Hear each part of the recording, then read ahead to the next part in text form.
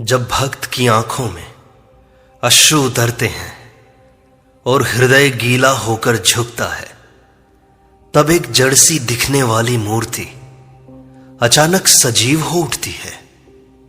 क्या वो पत्थर है जो बोल रहा है, या हमारा प्रेम है जो उसे जगा रहा है? रामकृष्ण परमहंस ने कभी मूर्तियों से प्रार्थना नहीं की। उन्होंने तो अपनी मां से बात की, मानो वह सामने बैठी हो।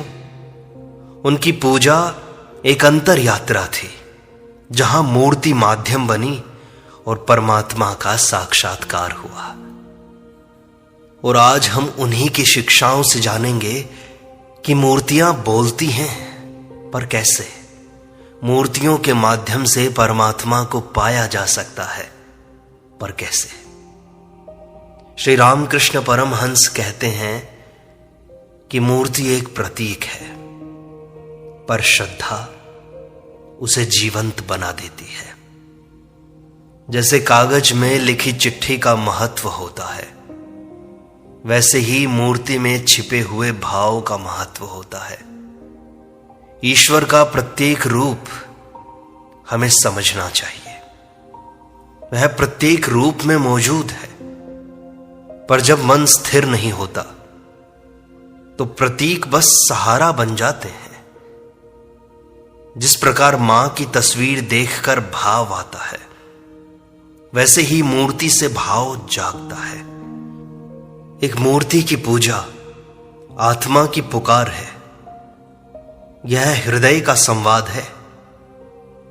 जब कोई बालक खिलौने को मां समझकर चूमता है, क्या वह प्रेम सच्चा नहीं है? श्री रामकृष्ण कहते हैं, जिसमें भाव है वही सत्य है। मूर्ति में चेतना श्रद्धा से आती है। शिला में शिव प्रकट होते हैं। सच्चा भक्त मूर्ति में ईश्वर को देखता है और वह उसे उत्तर भी देते हैं। यह उत्तर शब्दों में नहीं होता, अनुभव में होता है।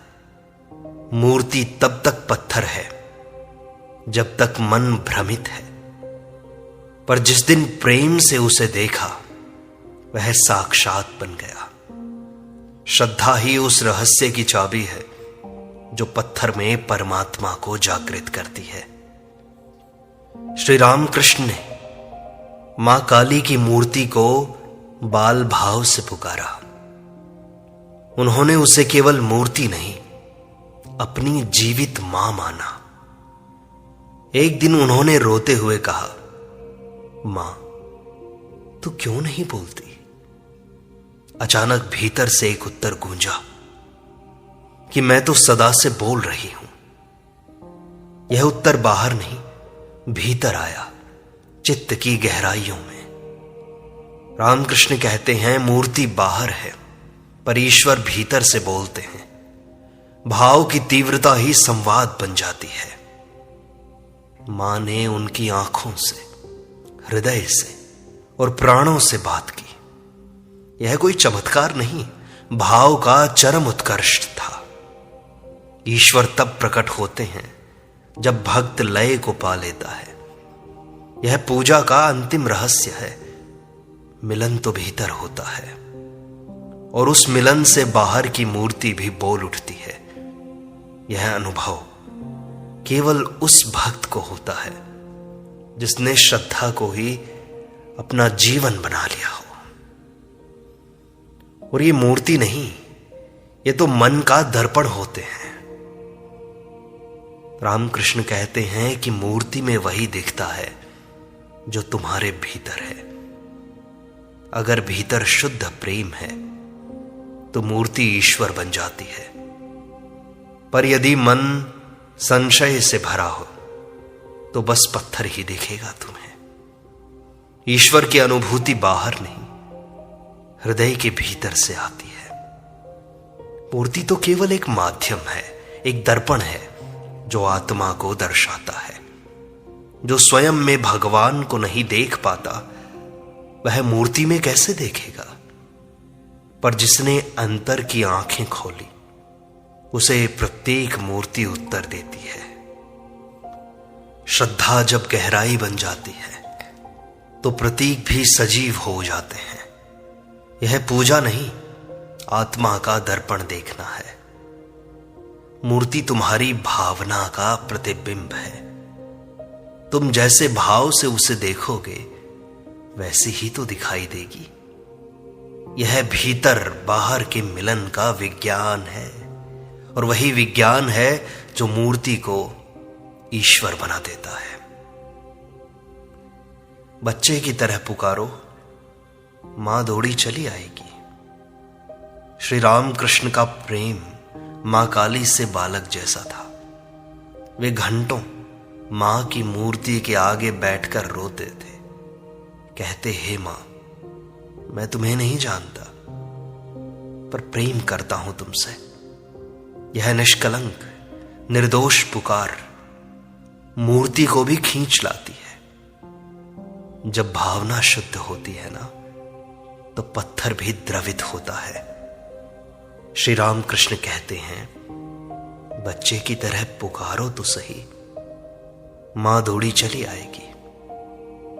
मूर्ति केवल प्रतीक है, मां तो उसी से उत्तर देती है। यह उत्तर शब्दों में नहीं होता, अनुभूति में उतरता है। पूजा तब क्रिया नहीं, प्रेम का आर्तनाद बन जाती है। मूर्ति तब तक चुप है जब तक हृदय में भावना नहीं है। जैसे ही पुकार सच्ची होती है, उत्तर अवश्य आता है। कभी आंसुओं में, कभी भीतर की शांति में। यह अनुभव ही सच्ची पूजा का प्रमाण होता है। श्री राम कृष्ण कहते हैं, मूर्ति में प्राण तब आते हैं जब हृदय कांप उठे। मूर्ति को सजीव बनाने का विज्ञान केवल विधि नहीं है, भाव है। जब भक्त मंत्र नहीं आत्मा से पुकारता है, तभी प्राण प्रतिष्ठा होती है मूर्ति में। शास्त्रों की विधियां केवल दिशा होती हैं, पर प्राण भावना से आते हैं। जिस दिन किसी ने मूर्ति को देखकर भीतर कंपन महसूस किया, उस दिन वह शिला नहीं रही, वह तो साक्षात ईश्वर बन गई। जिसे तुम पूजते हो वह तुम्हारे भीतर जाग उठता है। पूजा बाहर से प्रारंभ होती है, पर अंततः भीतर उतरती है। प्राण प्रतिष्ठा कोई चमत्कार नहीं, ये तो आत्मा की ऊर्जा है। जब मन एकाग्र हो, प्रेम गहरा हो और श्रद्धा जीवित हो, तो मूर्ति में चैतन्य प्रकट होता है। मूर्ति तब चुप नहीं रहती, वो संवाद करती है। यह संवाद ही प्राण प्रतिष्ठा की सच्ची उपलब्धि है। और जहां भाव है वहीं तो है भगवान। ईश्वर मंदिर की मूर्ति में उतनी ही है जितनी तुम्हारे भाव में है। भाव ही वो शक्ति है जो निर्जीव को सजीव बनाती है। यदि मन निष्कलंक हो और भावना निष्कलुष हो, तो मूर्ति नहीं, साक्षात ईश्वर तुम्हारे सामने होते हैं। जहां भाव है वहीं भगवान है। यह भाव पूजा को आत्मा की भाषा बना देता है। बिना भाव के पूजा केवल एक शुष्क क्रिया है, पर जहां भाव जलता है वहां ईश्वर का प्रकाश प्रकट होता है। मूर्ति फिर केवल प्रतीक नहीं, शक्ति का केंद्र बन जाती है। शुद्ध प्रेम ही वह जादू है जो ईश्वर को खींच लाता है। यही श्री राम कृष्ण का अनुभव था, मूर्ति से मिलन का, और यही उनके जीवन का सबसे बड़ा सत्य था। और अंतर्यामी भगवान मूर्ति से झांकते हैं। श्री राम कृष्ण ने कहा, ईश्वर सबके भीतर है और मूर्ति से वे झांकते हैं बस। मूर्ति हमारे मन की एकाग्रता का केंद्र बनती है। जब मन बिखरा होता है ना, तब ईश्वर भी अनुभव से दूर होते हैं। मूर्ति उस माध्यम की तरह है जिससे मन को एक बिंदु पर लाया जाए। जब ध्यान गहरा होता है तब प्रतीक के भीतर परमात्मा प्रकट हो जाते हैं। श्री रामकृष्ण कहते कि मूर्ति वह खिड़की है जिससे अंतर्यामी झांकते हैं। यदि दृष्टि शुद्ध हो तो उस खिड़की से झलक आती है। यह दृष्टि भावना से आती है, आंखों से नहीं। मूर्ति तब साधन नहीं, स्वयं लक्ष्य हो जाती है। वह ईश्वर की मुस्कान बन जाती है और भक्त उसे देखकर आनंद से भर उठता है।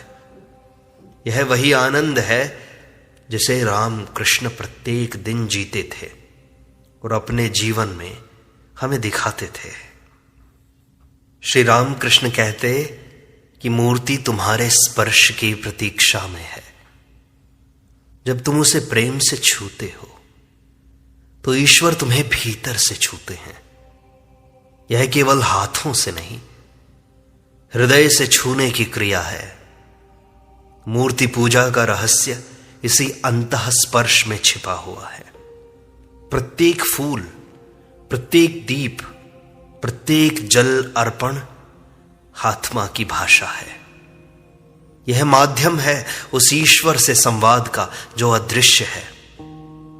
श्री राम कृष्ण मां काली की मूर्ति को सचमुच मां मानते थे। कोई ढोंग नहीं था, कोई पाखंड नहीं था।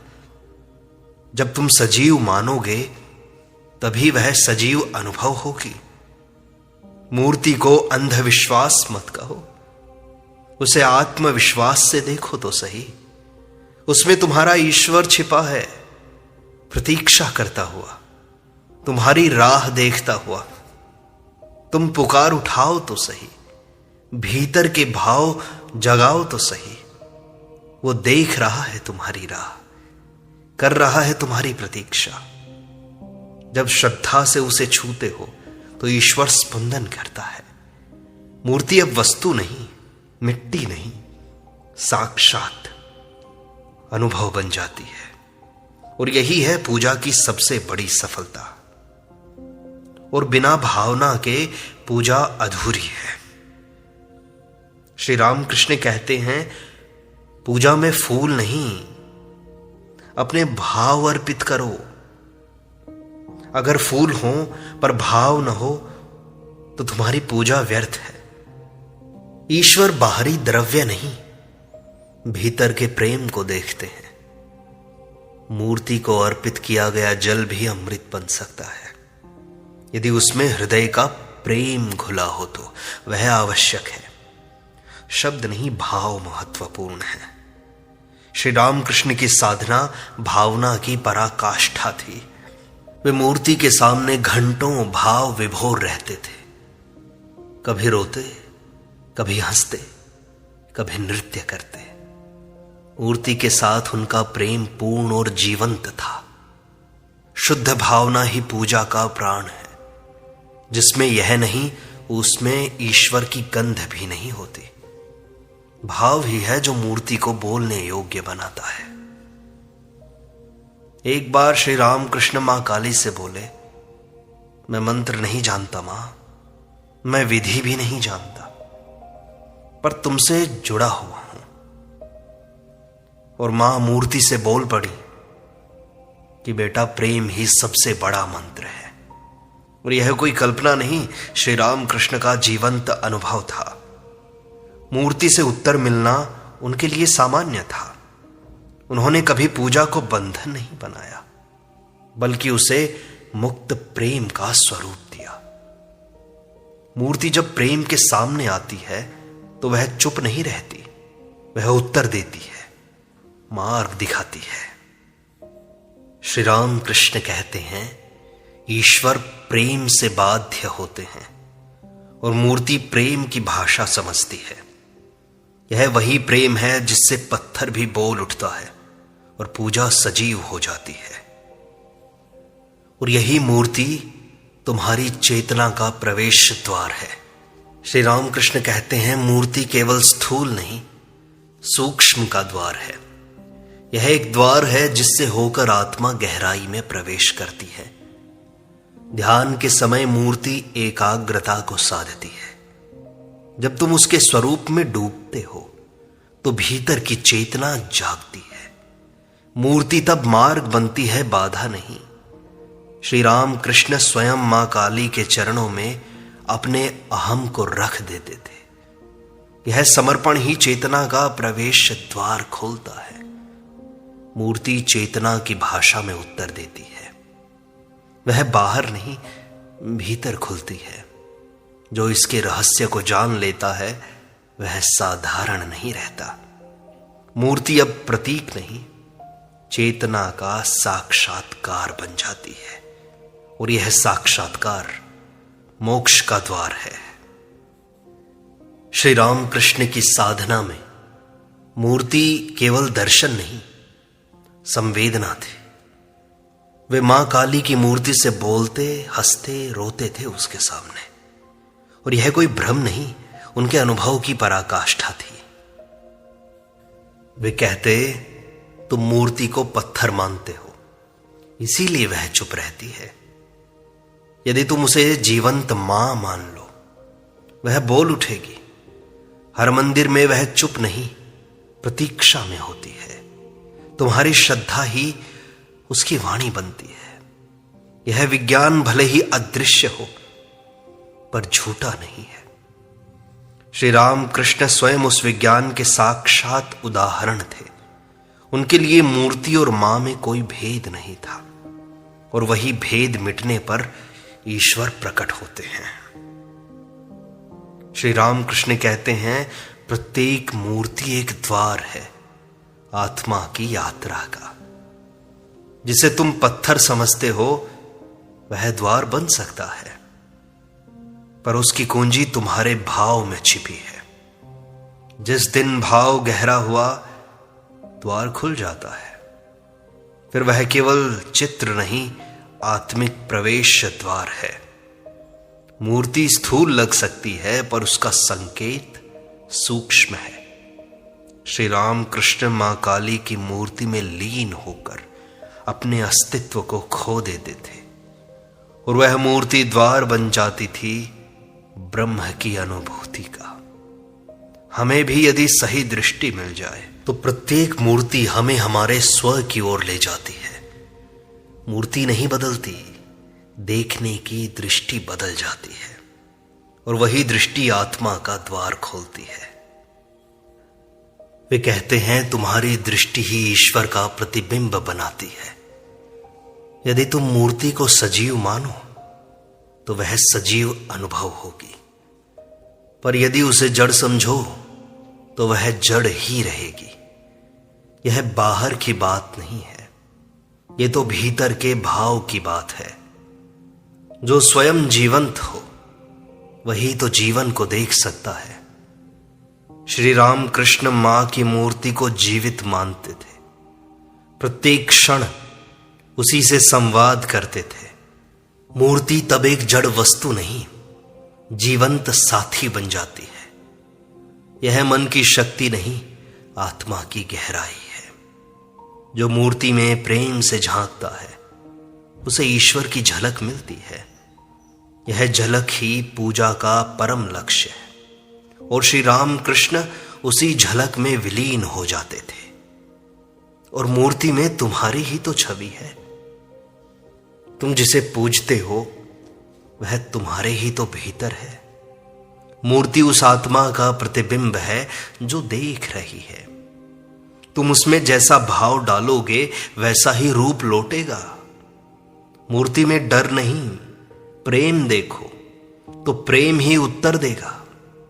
यह एक मनोविज्ञान है, पर गहरा अध्यात्म भी है। श्री राम कृष्ण मां काली में अपने समर्पण की छाया देखते थे। प्रत्येक भोग, प्रत्येक वस्त्र, प्रत्येक आरती आत्मा की भेंट थी। मूर्ति वह माध्यम है जिसमें हम स्वयं को पहचानते हैं। तुम उसमें भगवान नहीं, अपने भीतर के भगवान को देख रहे हो। मूर्ति एक दर्पण है, चेतना का दर्पण। उसमें देखो, बाहर मत देखो। जो भीतर चमकता है वही बाहर प्रकट होता है, और यही है मूर्ति पूजा का सबसे सूक्ष्म रहस्य। श्री रामकृष्ण ने भक्ति को जीवन का सर्वोच्च मार्ग माना और मूर्ति को उस मार्ग की पहली सीढ़ी कहा, क्योंकि मन बंधता है रूप से, स्वरूप से। मूर्ति रूप देती है, एक केंद्र बिंदु देती है, एक ध्येय देती है। उससे ध्यान गहरा होता है, भाव केंद्रित होता है। मूर्ति जड़ नहीं, जड़ से परम तक जाने का साधन है, इसे समझो। श्री रामकृष्ण मां की मूर्ति में चढ़ते हुए हर बार भीतर की गहराई में उतरते थे। यह सीढ़ी केवल चढ़ने के लिए है, उसमें अटकने के लिए नहीं है। केवल मूर्ति में मत फंसना, एक सीढ़ी है बस। धीरे धीरे धीरे धीरे तुम छत तक पहुंच जाओगे, फिर मूर्ति का साधन छूट जाएगा और तुम उस परम आत्मा को पालोगे। मूर्ति तुम्हें भक्ति से ब्रह्म की ओर ले जाती है, और जब तुम ब्रह्म को पा लेते हो तब प्रत्येक मूर्ति उस ब्रह्म की हंसी बन जाती है। हर मूर्ति एक उत्तर है तुम्हारी पुकार का। श्री रामकृष्ण कहते ईश्वर चुप नहीं रहते, वो उत्तर देते हैं। वो मूर्ति वही उत्तर है, तुम्हारी पुकार का प्रतिबिंब है। तुम जैसे भाव से पुकारते हो वैसे ही रूप में उत्तर आता है। मूर्ति तुम्हारे आंसुओं को सुनती है, वह तुम्हारे हृदय की भाषा जानती है। रामकृष्ण मां से कहते थे, तू नहीं बोलती पर मैं सुनता हूं मां। और यह सुनना कोई साधारण नहीं है, यह अनुभव का शिखर है। प्रत्येक मूर्ति एक उत्तर बन सकती है यदि पुकार सच्ची हो, और श्री रामकृष्ण का जीवन इसका उदाहरण था। उनकी मूर्ति पूजा सजीव संवाद थी, और हम भी यदि मन से पुकारें तो उत्तर अवश्य मिलता है। और मूर्ति के सामने बोले गए मंत्र तब तक निष्प्रभावी हैं जब तक हृदय का स्पर्श न हो। यह स्पर्श भावनात्मक, आत्मिक और मौन होता है। कई बार भक्त चुपचाप देखता है पर भीतर हाहाकार होता है। मूर्ति उस मौन की आवाज सुनती है। श्री रामकृष्ण मां के सामने चुप बैठ जाते थे और मां भीतर से उत्तर देती थी। मूर्ति केवल देखने की वस्तु नहीं, आत्मा की भाषा है। वह भीतर के कंपन से जुड़ती है। जो उसे भाव से छूता है उसी को तो अनुभव होता है। यह कंपन ही संवाद बनता है, और यही स्पर्श मूर्ति को जीवित बना देता है। और जहां श्रद्धा है वहीं ईश्वर है। श्री रामकृष्ण कहते हैं, श्रद्धा ही है जो मूर्ति में ईश्वर को बुलाती है। बिना श्रद्धा के मूर्ति केवल पाषाण है। श्रद्धा से वह चेतना का केंद्र बन जाती है। मूर्ति बदलती नहीं है, श्रद्धा उसे बदलती है। श्री रामकृष्ण मां काली में श्रद्धा रखते थे, और कोई साधारण श्रद्धा नहीं, श्रद्धा की पराकाष्ठा।